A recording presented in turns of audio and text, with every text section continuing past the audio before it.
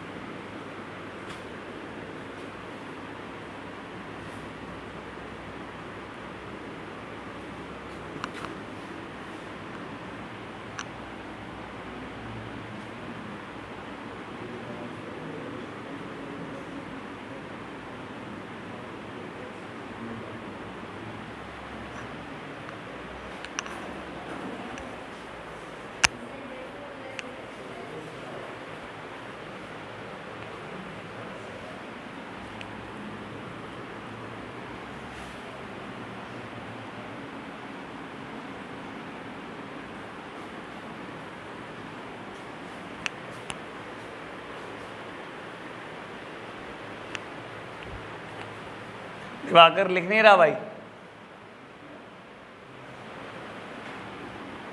लिख लिया।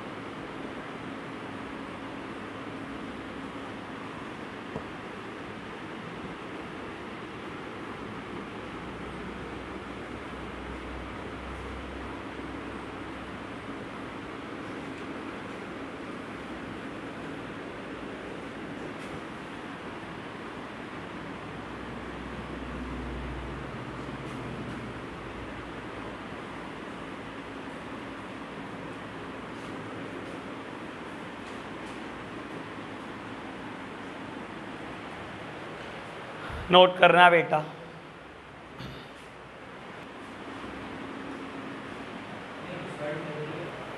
बेटा 3 तरीके के मेजर्स थे पॉवर्टी रिमूव करने के। पीएपीज एक बार हम लिख चुके हैं, हल्की बहुत चर्चा मैं इस पर कर दूंगा। ऑल्दो बेटा पीएपीज में समझाने वाला कुछ नहीं होता, आपको भी पता है बेटा, अगर कोई प्रोग्राम चल रहा है तो आपको रटना ही है। अगर उसका कुछ एम भी है वो भी रट्टा मारना है, अगर कोई उसकी लॉन्चिंग डेट है वो भी रटनी है बेटा। फिर भी बेटा जो समझाने वाला होगा वो मैं पीएपीज में समझाऊंगा जरूर। बेटा नेक्स्ट हेडिंग लिखना ट्रिकल डाउन इफेक्ट, ये समझने लायक चीज है बेटा। Trickle down effect, T trickle down effect. बाबू लिख रहे हैं, ज़्यादा नहीं है इसमें, 5 से 7 लाइन हमें लिखनी है बेटा, फिर ट्रिकल डाउन इफेक्ट समझेंगे। पीएपीज भी जितना होगा उतना समझा दूंगा, फिर बढ़ेंगे आगे। लिखना बेटा, it is an economic theory, it is an economic theory that says growth of GDP and per capita income, that says growth of GDP and per capita income by allowing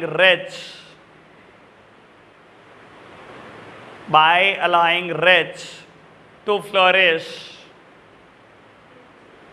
rich people, by allowing rich to flourish would eventually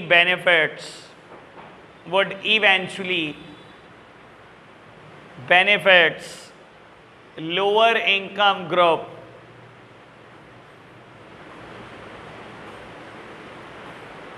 also through increased economic activity. Lower income group also through increased economic activity,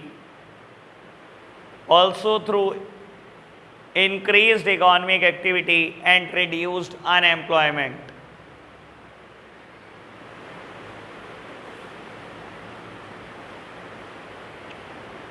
Paragraph change. It was government approach to reduce poverty. It was government's approach to reduce poverty. बस रुक जाओ 1 minute, अभी लिखवाऊंगा तो है हल्की सी बात और, ठीक है ना। अभी पहले इतना समझते हैं, मेरी तरफ देखना 2 मिनट बेटा। इफेक्ट बड़ा कमाल का है और गवर्नमेंट की सोच भी बड़े कमाल की है। सामने देखना मेरी तरफ बेटा, गवर्नमेंट इस अप्रोच को सच समझकर गवर्नमेंट ने अप्लाई करा और इफेक्ट मिले। बेटा ट्रिकल डाउन इफेक्ट क्या कहता है बेटा, गवर्नमेंट कहती है अगर सिर्फ रिच भी कंट्रीब्यूट करते हैं ना जीडीपी में और पर कैपिटा इनकम में, तो हम बेटा रिच को ही फ्लरिश होने देंगे, क्योंकि ऐसा नहीं हो सकता कि बेनिफिट पहुंचे ही ना बेटा किसी भी पुअर पीपल तक। देखो बाबू, अगर एक रिच फैक्ट्री लगा रहा है और बेटा बहुत प्रोडक्शन करेगा, जीडीपी में बेटा रिजल्ट करेगा या पर कैपिटा इनकम देश की बढ़ाएगा, तो बेटा ऐसा नहीं हो सकता कि उस फैक्ट्री का बेनिफिट किसी पुअर को ना मिले। बेटा गवर्नमेंट का कहना यह है अगर रिच फ्लरिश कर भी रहा है ना, साथ ही साथ अपने साथ 10-12 गरीबों का भी भला कर ही देता। कैसे बेटा, कहीं ना कहीं उनको एम्प्लॉयमेंट मिल जाती है उसकी फैक्ट्री में, कहीं ना कहीं बेटा उनको अर्निंग मीन मिल जाते हैं। तो गवर्नमेंट ने कहा अगर हमारे पास कोई रिच भी आता है ना किसी काम के लिए, कोई फैक्ट्री की परमिशन लेने, तो हम रोकने नहीं वाले, हम उसको फ्लरिश होने देंगे। ऐसा गवर्नमेंट ने कब देखा बेटा बाबू, गवर्नमेंट ने ऐसा देखा जब ग्रीन रेवोल्यूशन हुआ या इंडिया में रैपिड इंडस्ट्रियलाइजेशन हुआ। बेटा जब ग्रीन रेवोल्यूशन हुआ ना, तो बेटा कुछ स्पेसिफिक एरियाज में हुआ, लेकिन गवर्नमेंट ने देखा कि उसका इफेक्ट बहुत ज़्यादा बैकवर्ड रीजन्स तक भी पहुंचा कहीं ना कहीं। अगर बहुत ज़्यादा तरक्की पंजाब हरियाणा ने की, तो बेटा ईस्टर्न यूपी ने भी थोड़ी बहुत तरक्की करी ली। तो कहीं ना कहीं बेटा अगर एक इंसान पर कैपिटा इनकम बढ़ाने की कोशिश कर रहा है या जीडीपी बढ़ाने की कोशिश कर रहा है, तो गवर्नमेंट कह रही है हम उसे बढ़ाने देंगे, क्योंकि कहीं ना कहीं वो इवेंचुअली बेनिफिट जरूर देगा लोअर इनकम ग्रुप को भी कुछ ना कुछ। भाई फैक्ट्री बिना लेबर के तो नहीं चलेगी, लेबर तक तो बात पहुंचेगी ना। कहता कुछ ना कुछ तो लेबर भी कमा जाएगी, अब पॉवर्टी लाइन तो आ ही जाएगी, अपने लायक तो बन ही जाएगा बंदा। समझ में आया क्या था ट्रिकल डाउन इफेक्ट? अभी मैं थोड़ा सा कंप्लीट करता हूं, फिर बेटा पढ़ने का टाइम दूंगा। बाबू पैराग्राफ चेंज करके बात लिखना। It was felt that rapid industrial development and transformation of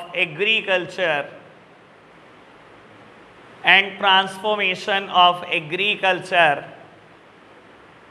through green revolution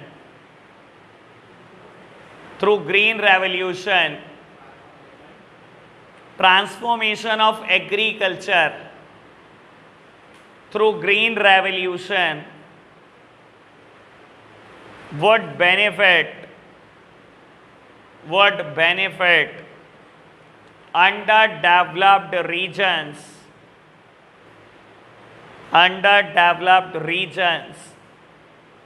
and the more backward section of the society,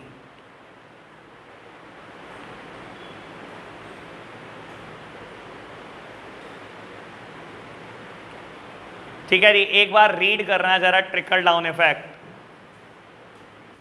other measures में लिखना शुरू करना। थर्ड मेजर्स हैं बेटा अदर मेजर्स। इधर देखना मेरी तरफ। सबसे पहले पीएपीज थे, फिर ट्रिकल डाउन इफेक्ट, अब अदर मेजर्स। इसमें मुझे 4 हेडिंग लिखवानी है बेटा। पहली हेडिंग लिखना PDS, public distribution system.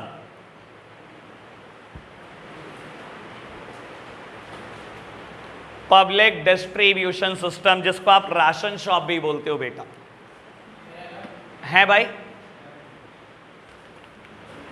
Other measures, और इसमें पहली हेडिंग है बेटा public distribution system.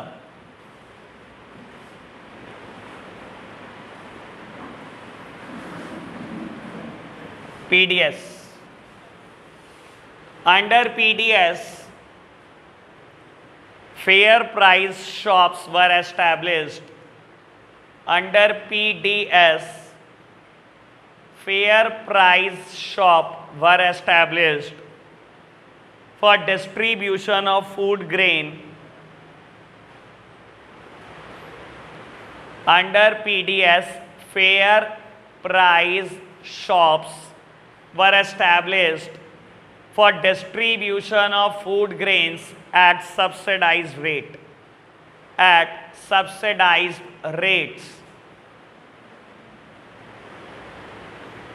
PDS in India, next bullet बना लो बेटा। PDS in India is the largest distribution network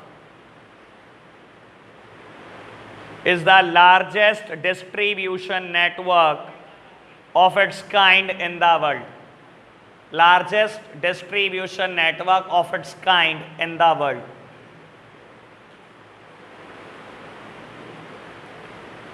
next है अदर मेजर में ही mid day meal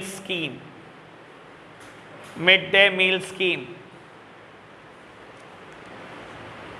first bullet, it is a school meal programme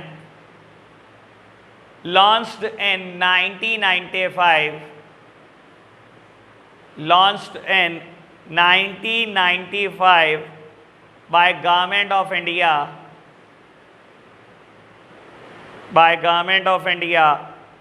to provide nutritional meal to school children nationwide. By Government of India to provide nutritional meal to school children nationwide. To provide nutritional meal to school children nationwide. Next bullet इसी में ही, under the program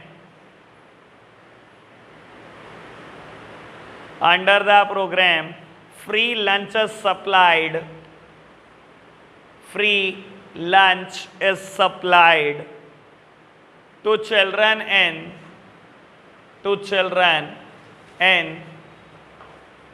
primary and upper primary classes in government.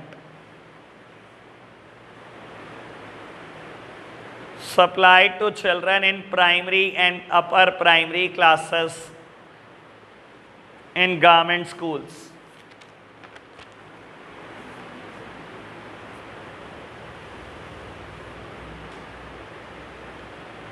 बेटा other major में third heading integrated child development scheme,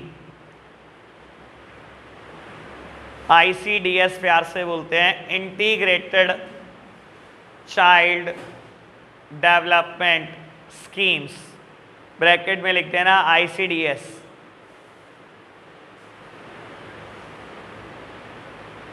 लिखना बेटा इसमें launched in 1975, launched in 1975, the scheme aims to improve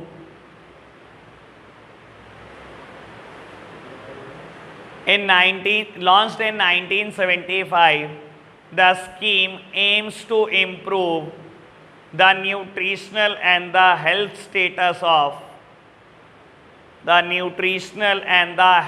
status of children in the age group of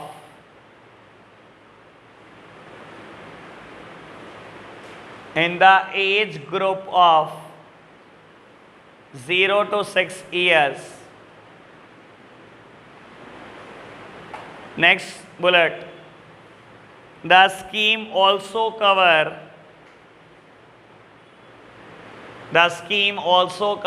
pregnant women. The scheme also cover pregnant women to enhance the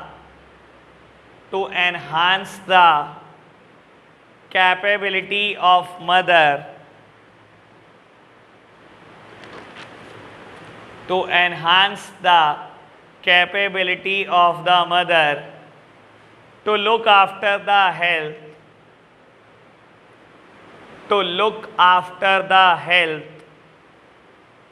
and the nutritional need of the children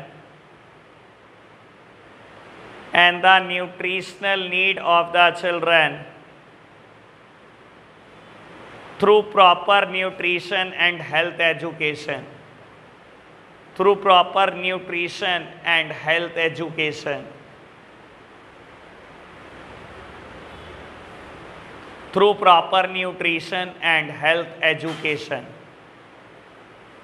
Last heading, प्रधानमंत्री जन धन योजना. प्रधानमंत्री जन धन योजना.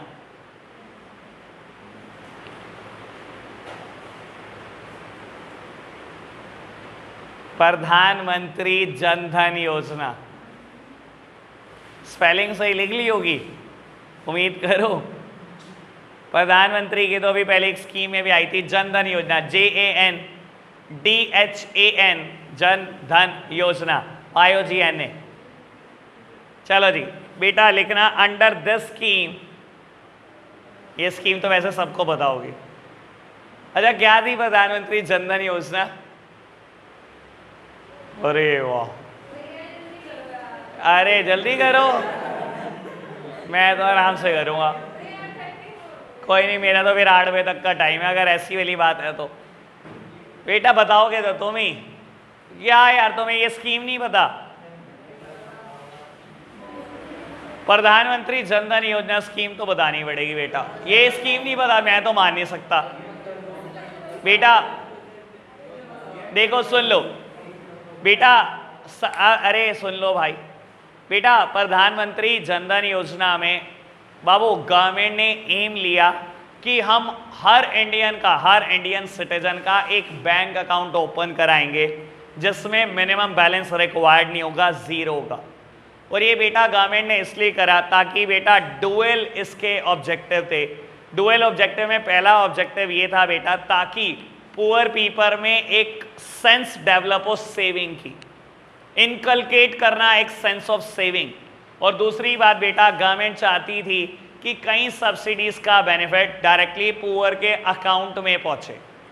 Instead of बेटा देखो, आपने भी सुना होगा, शायद मैंने भी सुना है कि फ्यूचर में राशन शॉप बंद हो जाएंगी। ये तो कोविड हो गया जिसकी वजह से सरकार को रेगुलरली बांटना पड़ा, लेकिन बेटा गवर्नमेंट ने सोचा है फ्यूचर में हम राशन शॉप बंद कर देंगे। इंस्टेड जितना बेनिफिट हम राशन शॉप के थ्रू पुअर को देते हैं, डायरेक्टली पुअर के अकाउंट में पैसा डालेंगे, क्योंकि राशन शॉप भी क्या करती है, ना करते भी कुछ ना कुछ गड़बड़ जरूर कर देती हैं बेटा। या तो बांटते नहीं है, 5 तारीख को बोर्ड लगेगा, राशन मिलना शुरू, 15 तारीख को बंद, राशन खत्म। बहुत पड़ा होगा लेकिन बांटेंगे नहीं। या बांटेंगे तो बेटा क्या करेंगे, अच्छी क्वालिटी का आएगा, बाहर से पुअर क्वालिटी का खरीद के वो बांट देंगे, अच्छी क्वालिटी हजम कर जाएंगे। अच्छी क्वालिटी किसी आटा फैक्ट्री को बेटा सप्लाई कर देंगे, वहाँ से आटा पिसवा के वहाँ से बेचना शुरू कर देंगे। तो राशन शॉप भी बहुत गड़बड़ करती हैं बेटा। तो बाबू जनधन योजना का मेन एम क्या था, डुअल ऑब्जेक्टिव सेटिस्फाई कराना, गवर्नमेंट ताकि डायरेक्टली बेनिफिट दे पाए पुअर को। दूसरी बात, it inculcate a sense of saving in the poors. इसके अलावा बेटा जिसने भी जनधन खाता खुलवाया हुआ है, भगवान ना करे उस इंसान की एक्सीडेंट से डेथ हो जाती है, 1 लाख रुपए का एक्सीडेंटल इंश्योरेंस फ्री होता है बेटा। इसके अलावा 30,000 रुपए का हेल्थ इंश्योरेंस भी फ्री होता है। ये फायदे थे बेटा जनधन योजना स्कीम के, ठीक है। ऑल दो खैर अभी इस पर और थोड़ी सी चर्चा कर दूंगा। बढ़ते हैं आगे। बाबू आप लिखो, under this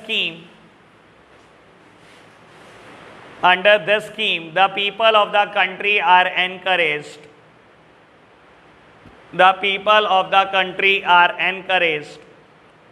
to open bank account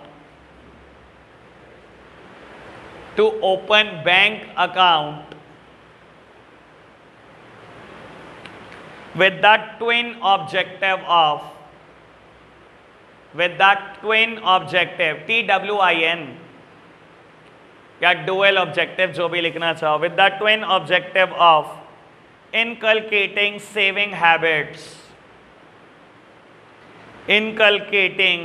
saving habits as well as direct transfer of benefit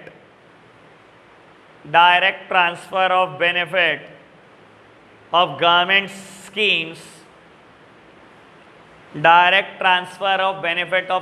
schemes and subsidies to the bank account.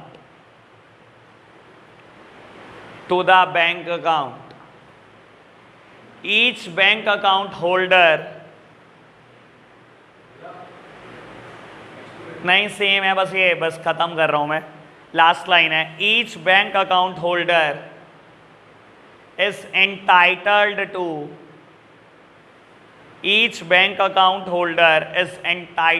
To 1 lakh accident insurance, ₹1 lakh accident insurance and 30,000 life insurance cover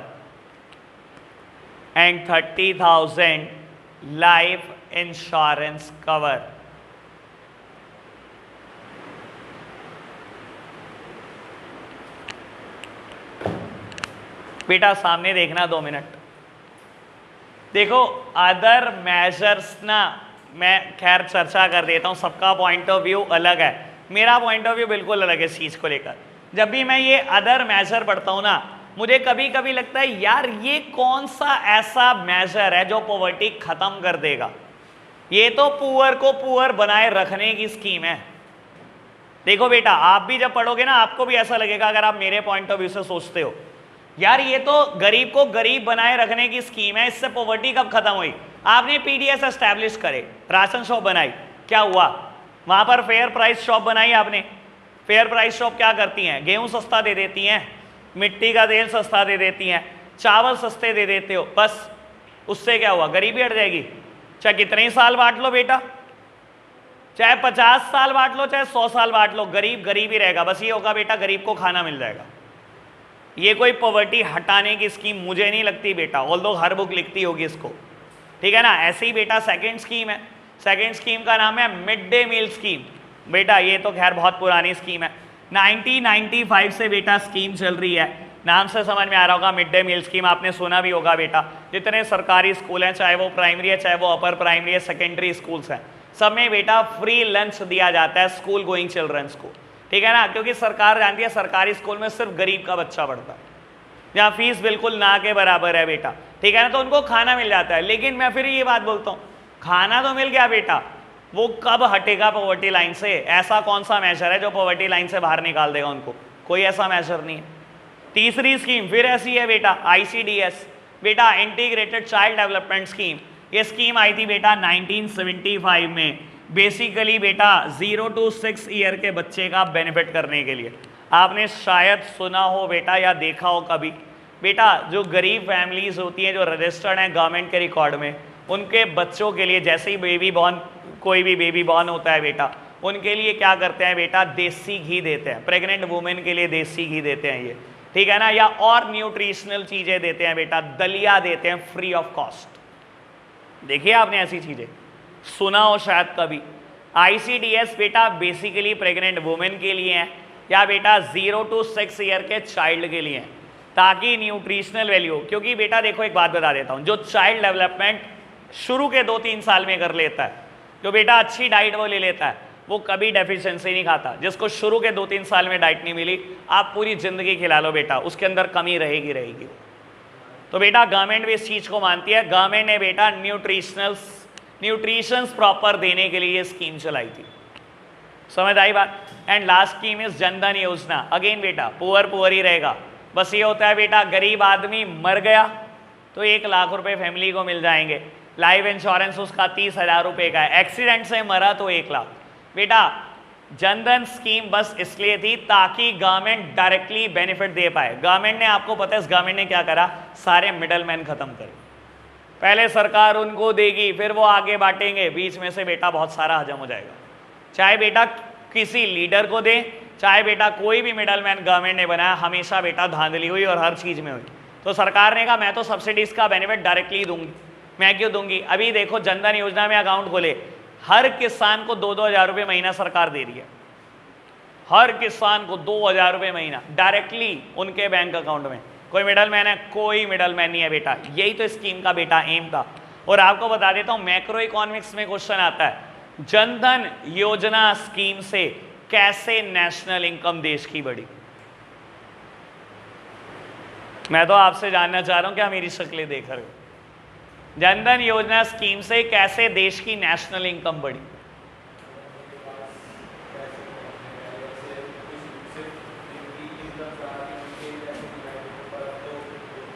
तो वो तो सरकार खर्च कर रही है, देश की इनकम कैसे बढ़ी? ठीक है, कर्ज दिया, ऑन कंजम्पशन उन्होंने खर्च कर दिया। फिर भाई गरीब आदमी है, क्या करेगा? पैसे विड्रॉ करेगा, खा जाएगा, खत्म। क्या हुआ उससे? कंजम्पशन पे खर्च करने से कौन से देश की नेशनल इनकम बढ़ती है? सोचो। अब यही चीज ये है, तुम सोचते नहीं, यही पेपर में फंसते हैं। अब मैं क्या कह रहा हूँ, क्या यही क्वेश्चन रिपीट होने वाला है बोर्ड्स में? नहीं बेटा, उन्होंने तो पहले ही बोला है मेरे को एनालिटिकल क्वेश्चन देने हैं, CBSE बोर्ड ने पहले ही बोला। अब सोचना तो आपको ही है, अगर सोचोगे अच्छा तो लिखा जाएगा। बेटा देखो, जनधन स्कीम में ना टोटल अप्रॉक्स 2 करोड़ के आसपास अकाउंट खुले। 2 करोड़ अकाउंट कोई छोटी मोटी बात नहीं होती बेटा। 2 करोड़ अकाउंट खुले। आप रफली सोचो, अगर लोगों ने 100 रुपए भी जमा करे हो और निकाले ना हो, सरकार ने तो कहा फ्री ऑफ कॉस्ट खाता खुलवा दो। आप एक बैंक में गए, आपने कहा 0 बैलेंस खुलवाना है या कुछ डलवाना है, उसने कहा चलो 50 जमा कर दो, किसी ने कहा 100 जमा कर दो, किसी ने कहा 1000 जमा कर दो, जिसकी जैसी कैपेसिटी उसने वैसा जमा कराया। For the government surprise 5,000 crore रुपए जमा हुए इन 2 करोड़ खातों में। 5,000 करोड़ बैंक में पड़ा हुआ है आइडल। बैंक ने ये 5,000 करोड़ का लोन दिया बेटा इंडस्ट्रीज को, and industries are contributing towards national income. Sir पूरा का पूरा हमारा देश किस पे चलता है? कोई भी देश हो, कैसे नेशनल इनकम और GDP बढ़ता है? Through saving and investment, through saving and investment. आप सेव करते हो, बैंक उसको इन्वेस्ट करता है आगे। आप बैंकों में सेव करते हो, बैंक उसको आगे इन्वेस्ट करता है, इंडस्ट्रीज को लोन देता है। इंडस्ट्रीज को लोन मिलेगा बेटा, ज्यादा प्रोडक्टिव एक्टिविटी करेंगी, ज्यादा GDP, ज्यादा नेशनल इनकम। और बेटा ये रकम 5,000 करोड़ से बहुत बढ़ेगी। आने वाले टाइम में और बढ़ेगी बेटा। क्लियर हूं मैं इस बात को लेकर? बाबू अदर मेजर मैंने 4 पढ़ाए, एक भी मेजर टू रिमूव पॉवर्टी मुझे नहीं लगता। ये सिर्फ पुअर को पुअर बनाए रखने की स्कीम। ठीक है जी बाबू, ट्रिकल डाउन इफेक्ट अच्छा मेजर है। पीएपीस भी चलो किसी एक्सटेंट तक, मनरेगा जैसी स्कीम बहुत अच्छी है, कम से कम लोगों को नौकरी तो मिल रही है बेटा, कभी तो बाहर आएंगे बेटा, कभी तो काम सीख जाएंगे, कभी तो इंफ्रा डेवलप करने सीख जाएंगे, अपने लिए तो कमाएंगे बेटा। ठीक है ना, वो फिर भी एक अच्छी स्कीम है। ये क्या फ्री राशन दे देना, खिलाए जाओ, चाहे 500 साल खिला लो बेटा, गवर्नमेंट ही थक जाएगी, लोग नहीं खाने वाले थकेंगे। समझ आई बात? अभी मेरे को एक लास्ट टॉपिक की चर्चा और करनी है। ठीक है ना, आप लिखना शुरू करो। 7 पॉइंट लिखने हैं, गिन के एक एक लाइन के। PAP a critical evaluation, PAP a critical evaluation, PAP hyphen कर देना, एक डैश लगा देना। PAP a critical evaluation, chapter खत्म हो जाएगा बेटा। लिखना बेटा फर्स्ट बुलेट इसमें, पीएपीज आर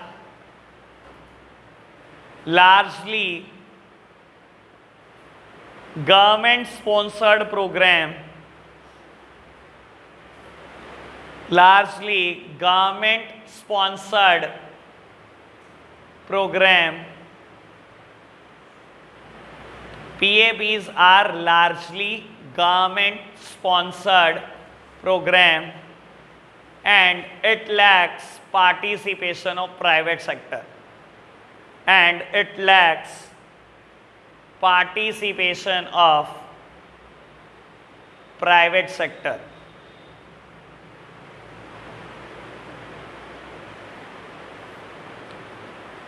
नेक्स्ट बुलेट लिखना बेटा, many non poor, non poor को इन्वर्टेड कॉमास में लिखना, many non poor took the advantage of the scheme. Many non-poor took the advantage of the scheme. Third bullet लिखना बेटा, there was no one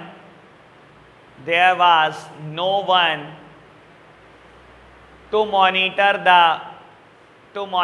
the schemes. Fourth bullet लिखना बेटा, remote areas and poor households located in the interior of villages,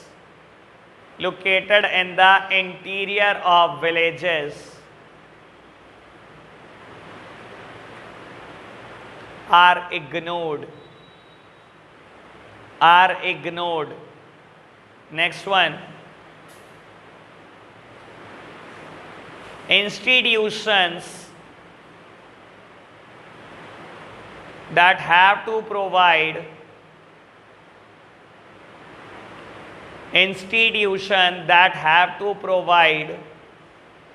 credit facilities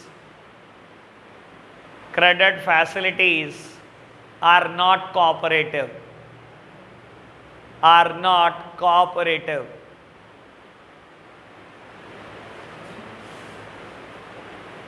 Sixth word, 7 है बस, 6 लिखना,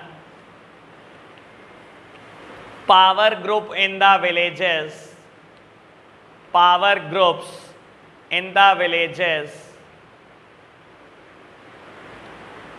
exercise control over delivery mechanism of PAP,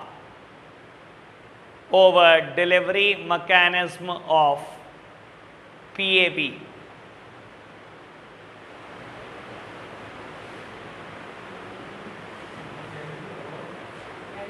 Over delivery mechanism of PAP, poverty alleviation program. Last heading, last bullet, sorry.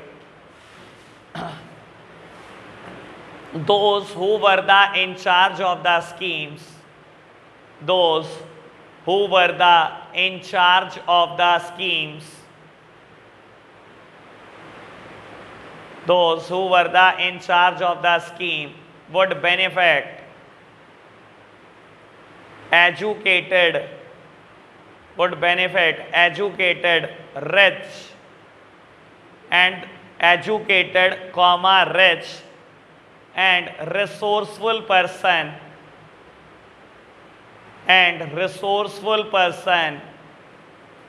as against the poor.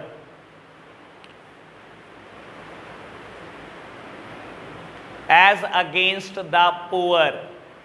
बेटा समझाऊंगा कल, आज के लिए इतना ही रख रहे हैं। आपने एक काम करना है, कल एनसीईआरटी से चैप्टर रीड करके आना है। मैं ट्राई करता हूं कि आज मैं आप 50 एमसीक्यू आपके लिए बना दूं, ठीक है जी? मैक्सिमम बनाऊंगा जितने बनते होंगे चैप्टर से। एनसीईआरटी पूरे अच्छे से रीड करके आना। आज के लिए इतना ही रखते हैं बेटा, बाय बाय।